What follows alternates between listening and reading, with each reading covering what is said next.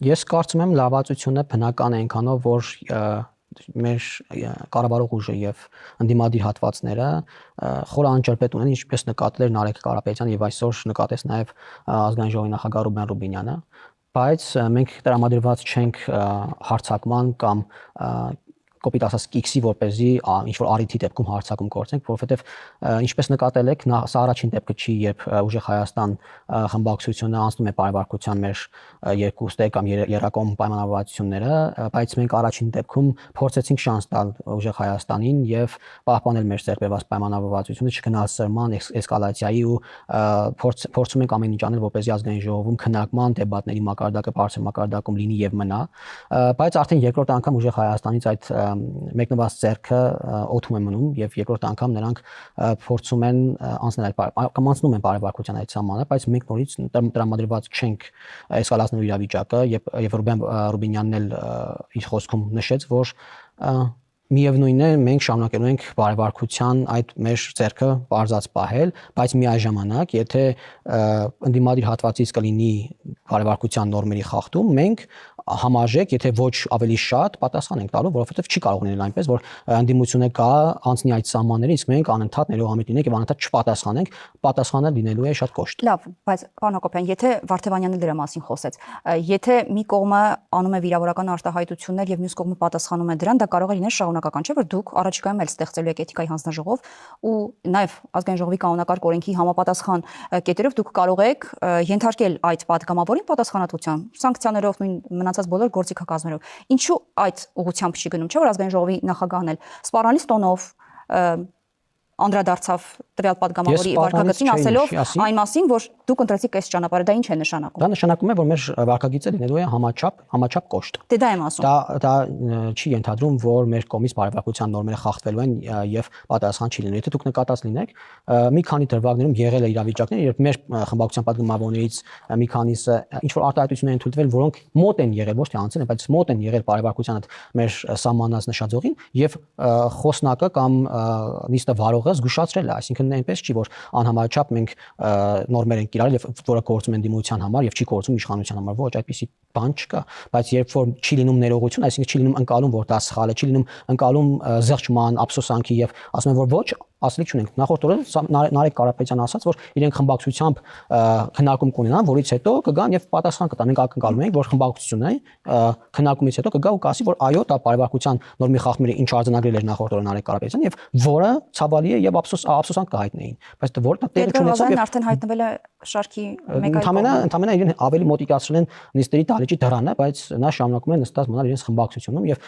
քանի դեռ ներողություն չկա, այդ վարկագիծը մենք կարող ենք վերագրել ամբողջ խմբակցությանը եւ պատասխանատվությունը կիսում է ամբողջ խմբակցությունը, չի կարող լինել, որ մեկ անհատը իրեն այլ կերպ դրսևորի,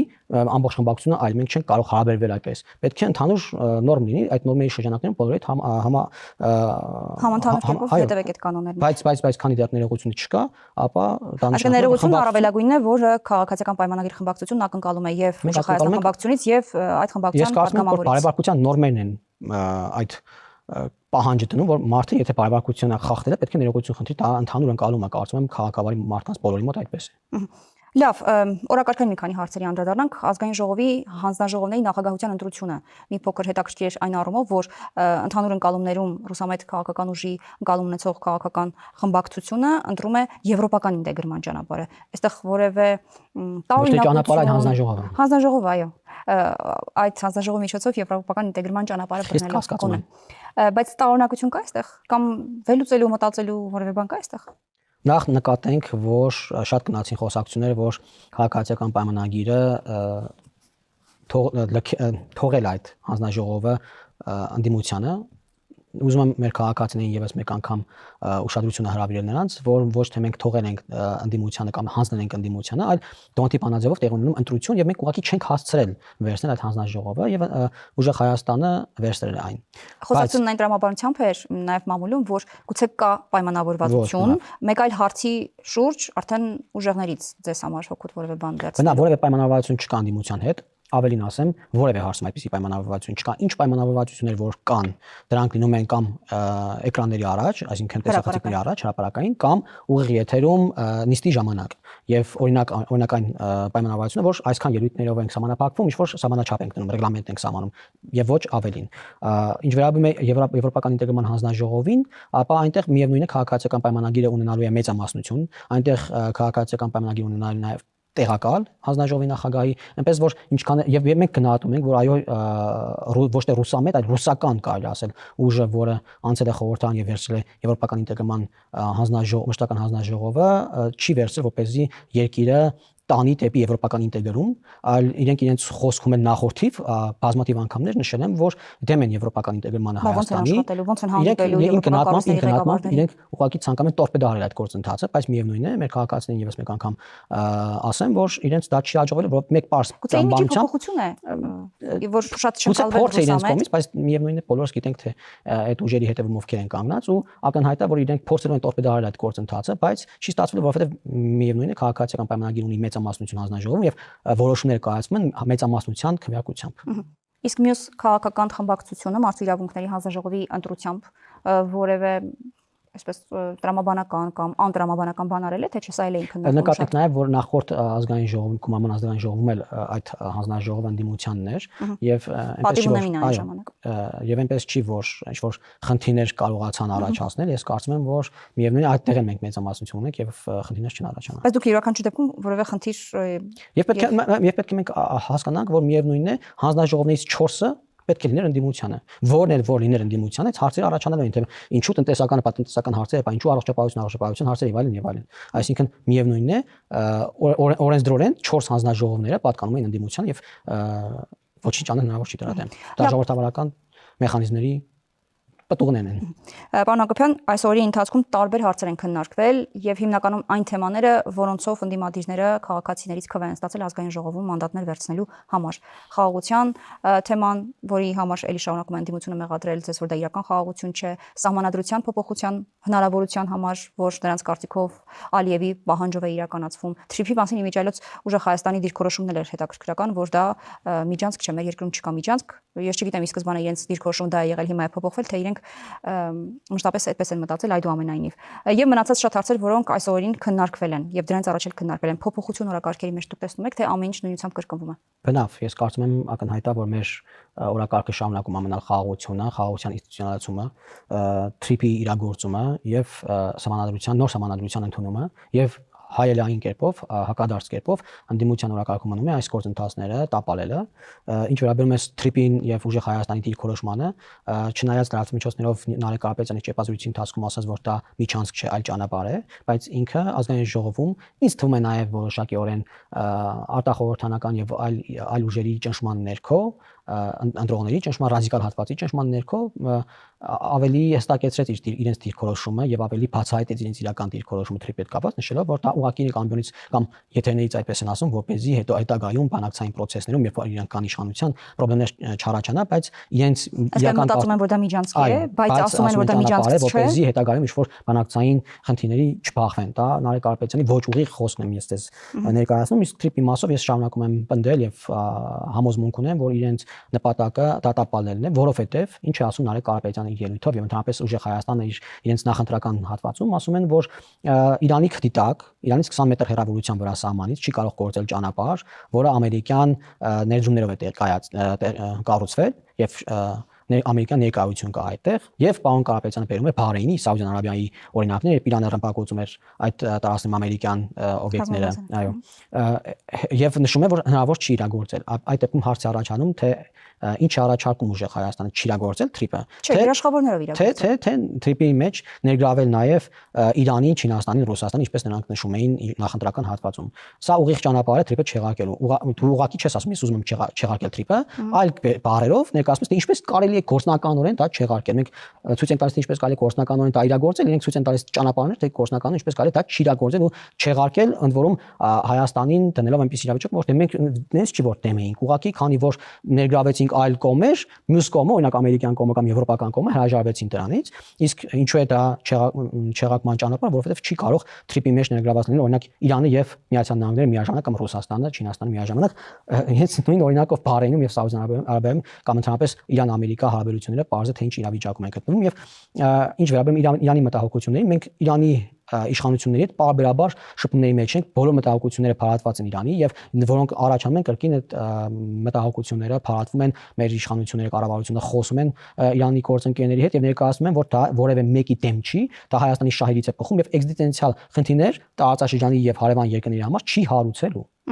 Մյուս հարցը, որը շատ քննարկվեց սահմանադրության փոփոխության հարցն էր, եւ ընդդիմադիրները շարունակաբար պնդում են, որ սա Ալիևյան պահանջն է, վերջին հայտարարություններն են կրկին ազգային ժողովի ամբիոնից հնչեցնում Ադրբեջանի կողմից արվող, եւ նաեւ Արսակ Ջուլհակյանի հայտարարությունը, որ սահմանադրության առաջաբանին կամ հռչակագրին հղում չի լինելու նոր սահմանադրության մեջ։ Կգնահատեք այս խոսակցությունները։ Ինչ վերաբերում է Ալիևյան սահմանադրության եզրույթին, մենք ազգային ժողովի դալիճում են անդրադարձանք դրան ու ներկայացրեցինք, որ նոր սահմանադրության ընդունման անհրաժեշտության մասին մենք խոսել ենք, ուղիղ վարչապետը փաստացի խոսել է 2020 թվականի փետրվարին եւ հուլիսի 5-ին, եւ հուլիսի 5-ին իր ուղերձում սահմանադրության հետ կապված ուղերձում ուղիղ ասում է, որ նոր սահմանադրություն ընդունելու անհրաժեշտություն կա։ Բայց այն ժամանակ հռչակագրի հղմանը։ Այո, մենք ասում ենք, որ Ղարաբաղի էջը փակված է, որ Հայաստանը ճանաչում է իր հարևան երկրների տարածքային ամբողջականությունները եւ որևէ տարածքային պահանջներ հարևան երկրներից չունի։ Հայաստանը սահմանափակվում է 29743 քառակուսի կիլոմետրի մեջ եւ մեր կոնցեպտը իրական Հայաստանի կոնցեպտն է, որտեղ ասվում է հստակորեն, որ հայրենիքը դա պետություն է, Հայաստանի այսօրվա սահմաններով այսօրվա Հայաստանի Հանրապետությունը իր դե յուրե ընդունված սահմաններով եւ հետեւաբար հռչակագիրը հակասում է մեր հռչակած ապագային, մեր հռչակած գաղափարներին։ Ինչ է ասում այդ հռչակագիրը, որը հղում է արվում ընդհանրապես, ընդ որում սահմանադրության մեջ ներառված չի, սա էլ շատ կարևոր է, որ Հայաստանը նպատակ երազանք ունի Ղարաբաղի հետ վերամիավորման եւ ցեղասպանության ճանաչման ուղիով գնալու։ Սա մեր պետական քաղաքականության մեջ չի մտնում եւ հետեւաբար շատ տրամաբանական է, որպեսզի այն սահմանադրության նախաբանում չլինի։ Դե բայց դա հռչակագիր է, չէ՞։ Սահմանադրության մեջ հռչակագիրը չէ չեղարկում։ Տեսեք, հռչակագիրը որպես փաստաթուղթ, առանձին փաստաթուղթ է, որը մենք ոչ չեղարկում ենք, ոչ վերացնում ենք, ոչ վառում ենք, ոչ թափում ենք։ Հռչակագիրը առանձին փաստաթուղթ է, որը կա եւ մնալու է, դա չես կարող պատմությունից չնջել։ Մեր առաջարկն է, որ սահմանադրության նախաբանում դրան հղում չարվի, որովհետեւ սահմանադրությունը ի՞նչն է, մեր կյանքն է, մեր առաջիկան է, մեր ապագան է, մեր նպատակներն է սահմանում։ Հետեւաբար, եթե մեր նպատակներում չկա Ղարաբաղի վերամիավորում, չկա ցեղասպանության ճանաչման օրակարգը քաղաքական առաջնահերթություն լինելու հռչակում, ինչու ենք մենք պահում այդ հռչակագրին հղում։ Բայց պահանջը Ալիևի կողմից է հնչում, որ չլինի հռչակագիրը սահմանադրության մեջ։ Մեր պահանջները ինչի մասին է, մեր քաղաքացի, մեր քաղաքական պահանջները ինչի մասին է։ Եթե մենք ընդունում ենք իրական Հայաստանի կոնցեպտը, ինչը ակնհայտ է, որ քաղաքացիները թե 2021-ին եւ արդեն առավել եւս նկարագրված, ձևակերպված, արդեն փաստաթղթավորված 2026 թվականին մարդիկ իրենց քվեն են տվել դրա համար, մարդիկ համաձայն են եղել մեր տեսլականի հետ, խաղաղության օրակարգի հետ, ապա ինչու ենք մենք կարճած մնում մի բանի, որը օրգանիկ առումով մեր հետ կապ չունի։ Մեր գաղափարների հետ օրգանիկ առումով սահմանադրության հռչակագրին հղումը կապ չունի։ Ընդդիմությունը շարունակաբար չի ասում քառակուսի կիլոմետրերով Հայաստանի Հանրապետության տարածքը։ Դա ինչու չի ասում։ Որովհետև ես ուզում եմ հիշեցնել ձեզ նախ Ռոբերտ Քոչարյանի ասացը, բայց կարծես թե չեն ասում, որ այդպես չէ։ Այո, բայց չեն կարող ասել այդպես չէ, որովհետև դա ավելի խնդրահարույց եւ ավելի ծանր իրավիճակում է քաղաքականապես տնելու իրենց, բայց ուզում եմ հիշեցնել Ռոբերտ Քոչարյանի ասածը, որ չպետք է սահմանափակվեն 20700 քանիսի իր բառերով ասած մեջ։ Այսինքն այդ մարդը ինչ է, եթե դու չես սահմանափակվում 20743-ի մեջ, ուղիղ ասում ես, որ պահանջներ կամ ակնկալիքներ ունես հարևան երկրների տարածքներից, որոնք ճանաչված են միջազգայինորեն։ Եվ Արթուր Խաչատրյանի հարցազրույցներից մեկը Պետրոս Ղազարյանի ձեր տաղավարներից մեկում, որտեղ անցած տարի, եթե չեմ սխալվում, կամ նախանցած տարի ես ուղղակի տպավորվել այն մեջ շատ, ասում էր Պետրոս, դու չգիտես, թե մի քանի տարի հետո ինչ տեղի կունենա։ Ոչ ոք չգիտեր 88 թվականին, որ 89-90 թվականներին խորհրդային միությունը կփլուզվի, մենք կանկախանանք եւ այլն։ Դու չգիտես 1 տարի հետո, 2 տարի հետո ինչ կլինի եւ մենք պետք է պահենք այդ հույսը, պահենք այդ ինստիտուցիոնալ մեխանիզմները, օրենսդրական ճանապարհները, թղթաբանությունը պետք է պահենք, որպեսզի վաղը չգիտենք ինչ տեղի կունենա, կարող է լավ նախաձեռններ են ստեղծում, մենք տարածքային պահանջներ օրինակ, ինքը դա այդ ծավալի ուղիղ չի ասում, բայց տարածքային պահանջներ ներկայացնենք հարևանին։ Մենք ասում ենք, որ ոչ, սիրելի քաղաքացիներ, սիրելի ժողովուրդ, մեր նպատակն է այս 29743 կիլոմետր քառակուսի կիլոմետր տարածքը դարձնել տարածաշրջանում մրցունակ, զարգացած, ժողովրդավարական, խաղաղ եւ հարևանի հետ հարաբերություններ, նորմալ հարաբերություններ ունեցող պետություն։ Բայց ընդդիմության թեզն էլ հետեւյալն է, օկուպացված տարածքներ ունենալով, ամբողջական սահմանի սահմանազատում չունենալով, ոնց է ձեր ասած խաղաղությունը կարողանալու առաջ տանել։ Բայց դա մեր օրակարգում է։ Հենց սահմանազատման հանձնաժողովը ստեղծվել է ու կորցել է ու առաջին հատվածն է սահմանազատվել է նույն քննադատությունների տակ, որը ընդդիմությունը լուտանքների տակ ես ասել, որը թափվում է մեր հասցեին, բայց մենք գնացինք այդ ճանապարհով, մենք նշել ենք այն ճանապարհը, որով պետք է այդ օկուպացված տարածքները դեօկուպացվեն, նշել ենք այն ճանապարհը, թե ինչպես պետք է սահմանազատվի, սահմանակցվի, հետեւաբար դա մեր օրակարգն է, մենք ասում ենք լուծումներ եւ չենք լսում բացի քննադատություններից այլ լուծումներ, ընդդիմության կողմից ինչպես իրենք